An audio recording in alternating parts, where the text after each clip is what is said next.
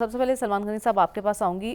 مفاہمت کا بادشاہ کیا قومی مفاہمت کا باعث بھی بنے گا، اور صدر صاحب کے کردار کو آپ کس طرح سے دیکھ رہے ہیں؟ دیکھیں، یہ آج جو حکومت سازی کا عمل ہے وہ آج پایہ تکمیل کو پہنچ گیا کہ آخری انتخاب یہی تھا صدر مملکت کا، دوسری دفعہ وہ اس منصب پر، اور یہ اعزاز جو ہے یہ پرائم منسٹر صاحب کے پاس بھی ہے. مطلب ان کے درمیان کچھ چیزیں مشترک ہیں. صدر آصف علی زرداری اور شہباز شریف صاحب کہ وہ بھی دوسری دفعہ پرائم منسٹر بنے ہیں، یہ دوسری دفعہ صدر بنے ہیں.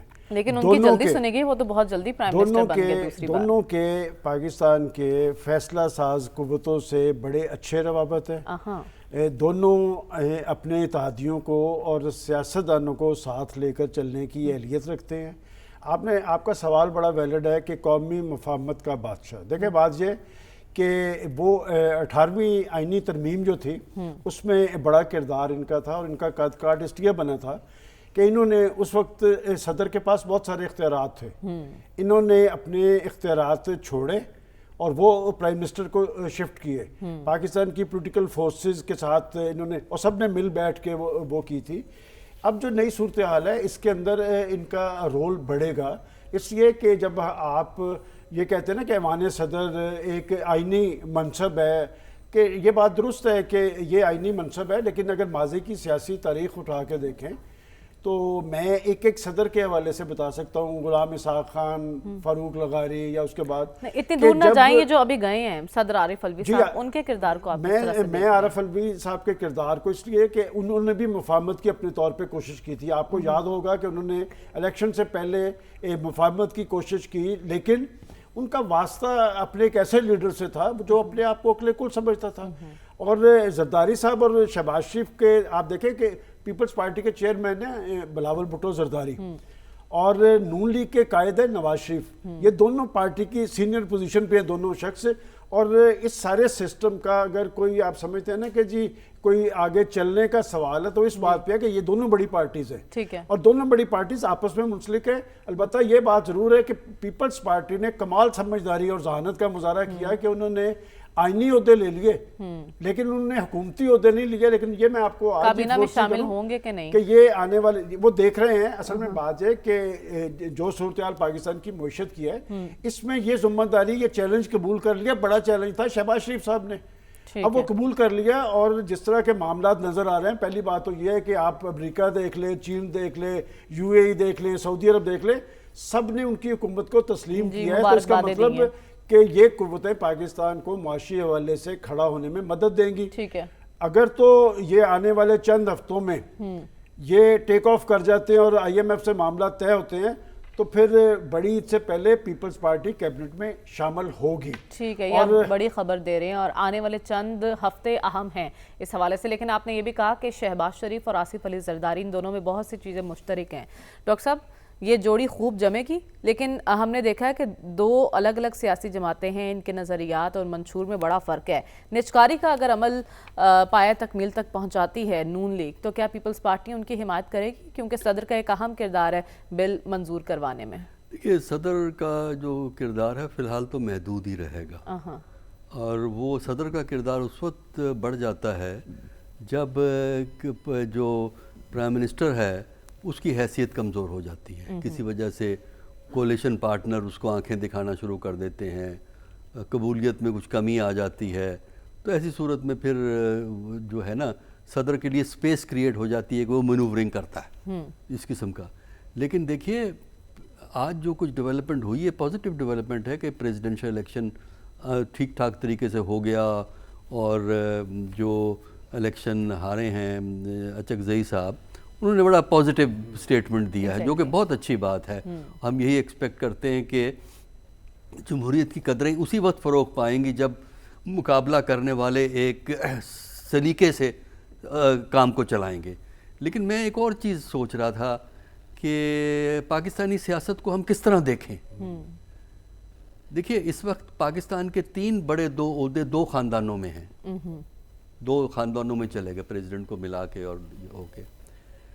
آج سے چند سال پہلے ہم ان دونوں خاندانوں کے بارے میں بہت سی باتیں سن رہے تھے، کرپشن کی باتیں سن رہے تھے، اچھا اس کے علاوہ وہ زرداری صاحب والا قصہ تو ہمیں اچھی طرح یاد ہے کہ سپریم کورٹ کی ایک بینچ جو اس وقت کے چیف جسٹس صاحب پریزائڈ کر رہے تھے، انہوں نے ایک پرائم منسٹر کو فارغ کر دیا کیونکہ وہ خط نہیں لکھ رہے تھے سوئٹزرلینڈ میں جو ان کے بینک اکاؤنٹس ہیں. اگرچہ ہم سب کو پتا تھا کہ کانسٹیٹیوشن میں سٹنگ پریزیڈنٹ کو جب تک وہ سٹنگ پریزیڈنٹ ہے کرمنل پروسیڈنگ سے امیونٹی ہے، اور ایک انٹرنیشنل کنونشن موجود ہے کہ سٹنگ پریزیڈنٹ کو جب تک وہ سٹنگ پریزیڈنٹ ہے اس کو دوسرے ملکوں کی نیشنل کورٹس پروسیکیوٹ نہیں کرتی. یہ ایک لیکن ہمارے ہاں ضد تھی ہوا دوسرا پرائم منسٹر نیرولی بچا کیونکہ اس نے خط لکھ دیا، اور اچھا پھر سزائیں بھی ہوئیں کچھ. اچھا تو اب ہم دیکھتے ہیں کہ وہ ثابت ہوا کہ وہ غلط ہے، ساری باتیں غلط تھیں، کورٹس نے کیسز کلیئر کر دیے، زرداری صاحب پریزیڈنٹ ہو گئے، وہ ساری قصے کہانیاں غلط ہو گئے. تو اس سے ایک بنیادی سوال پیدا یہ ہوتا ہے کہ آج بھی ایک سابق پرائم منسٹر جیل میں ہے، اس کے بارے میں بھی ہم نے قصے سن لیے ہیں، 4 کنوکشن ہو گئی ہیں، ایک آدھ میرا خیال اور ہوگی، اور قصے سنے یا ہمیں سنائے گئے. تو کیا آج سے ہم جو ماضی کا جو تجربہ ہے اس کی روشنی میں جو یہ چارجز اس وقت سابق پرائم منسٹر پہ لگ رہے ہیں ان کو ہم کریڈیبل سمجھیں، یا چند سال انتظار کریں پھر ان کے ساتھ بھی وہی ہوگا جو اس 2 بڑی فیملیز کے ساتھ ہوا ہے کہ سارے ختم ہو گئے اور اس کے بعد پرائم منسٹر بھی ہو گیا، پریزیڈنٹ بھی ہو گیا. خبر آئی ہے خضر چڑھا تو یہی نا، تو یہ چیزیں اس سے سوال ایک پیدا ہوتا ہے پاکستان کی سیاست پہ، پاکستان کی جمہوریت پہ، پاکستان کے آئین پہ، کہ عدالتوں کا کیا رول ہے کہ وہ سزائیں دیتی ہیں پھر کہتی ہیں ٹھیک ہے. بہت سے سوالات ہیں جو آخری پوائنٹ، ابھی بھٹو صاحب والا جو پریزیڈنشل ریفرنس ہے اس کا انہوں نے جواب دیا ہے. اب مجھے یہ بتائیے اس کو بھی اس کے ساتھ دنیا سے چلا گیا، اس کو بھی لنک کر لیجئے اس سارے بات سے. تو پھر یہ کیا نیگیٹو ریفلیکشن نہیں ہے ہماری جوڈیشری پہ، ہماری ایگزیکٹو پہ، ہماری انتظامیہ پہ، اور ہمارے وہ لوگ جو کہانیاں ہمیں سناتے ہیں؟ بالکل یہ بدقسمتی ہے ہماری کہ کل جس کو غلط کہا جاتا تھا آج اس کو صحیح بنا کر پیش کر دیا گیا، اور آج جو صحیح ہو سکتا کل انہیں پھر غلط کہہ دیا جائے. لیکن رسول بخش رئیس صاحب آپ سے میرا سوال یہ ہے، ایک تو صدر صاحب اور وزیر اعظم صاحب کی کیسے بنے گی آپس میں، آپ کس طرح سے ان کے ریلیشن شپ کو دیکھ رہے ہیں، اور اس کے ساتھ ساتھ کیا وفاق کی مضبوط علامت ثابت ہوں گے صدر زرداری صاحب، یا پھر وہ ایک پارٹی کے صدر ہوں گے؟ میرا خیال ہے کہ یہ 2 چیزیں پاکستان کے تناظر میں آپ علیحدہ علیحدہ تو کر ہی نہیں سکتے، کہ وہ صرف پاکستان پیپلز پارٹی کو نہیں چلاتے بلکہ یہ ہے کہ پاکستان کی سیاست کو بھی چلاتے ہیں. اور اگر آپ تاریخ کو دیکھ لیں تو کوئی بھی ادارہ پاکستان میں اپنے آئینی حدود میں کبھی رہا نہیں. تو صدر اسمبلی زرداری سے یہ توقع رکھنا کہ وہ روایتی کردار ادا کریں گے، اور ساتھ ہمیں یہ بھی توقع رکھی جا رہی ہے یا رکھ رہے ہیں کہ اسمبلی زرداری صاحب مفاہمت کے بادشاہ ہیں اور اپنی اس بادشاہی کے کچھ جلوے دکھائیں گے. تو ظاہر ہے کہ وہ روایتی صدارتی عہدے سے تو وہ جلوے نہیں دکھائے جا سکتے، اس کے لیے تو پھر اس کی حدود سے باہر نکلنا پڑے گا.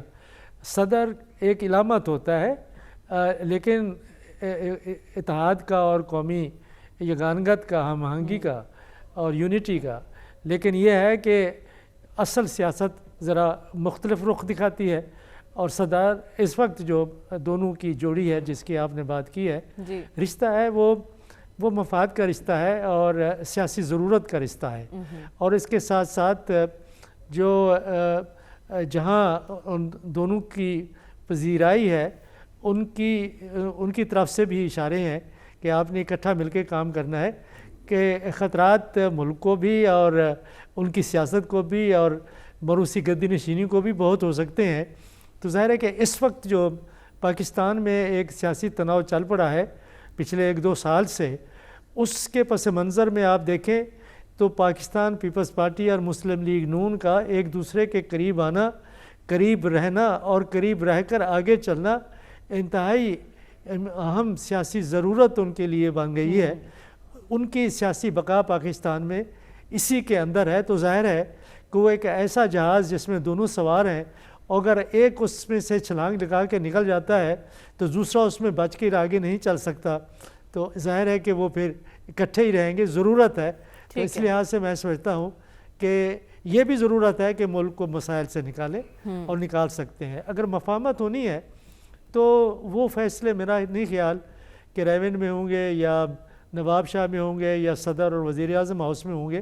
وہ فیصلے ہم سب کو معلوم ہے کہ کہیں اور ہوں گے، وہاں ہوتے ہیں یا نہیں ہوتے ہیں. اور یہ اس مفاہمت کا تعلق ان دو سیاسی جماعتوں کے رشتوں سے نہیں ہے، اس کا تعلق کسی اور ڈائنامک سے ہے. وہ آگے چل کے دیکھیں گے کہ اس میں یہ کیا کردار ادا کر سکتے ہیں.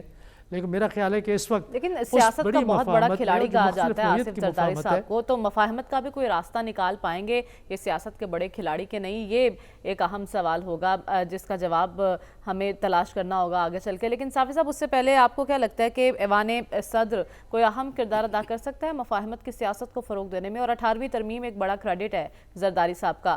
ہم نے سنا تھا نون لیگ بھی کہہ رہی تھی کہ ہم اس میں کچھ مزید بہتری کرنا چاہیں گے، تو کیا پیپلز پارٹی ساتھ دے گی؟ کوئی مزید کام ہوگا 18ویں ترمیم پر؟ 18ویں آئینی ترمیم تو اس وقت نشانے پہ ہے، اور کم از کم پیپلز پارٹی سے ہم یہ توقع نہیں رکھ سکتے کہ زرداری صاحب کے ایوان صدر پہنچنے کے بعد 18ویں آئینی ترمیم میں کچھ تبدیلی کے حوالے سے پہل پیپلز پارٹی کی جانب سے ہوگی.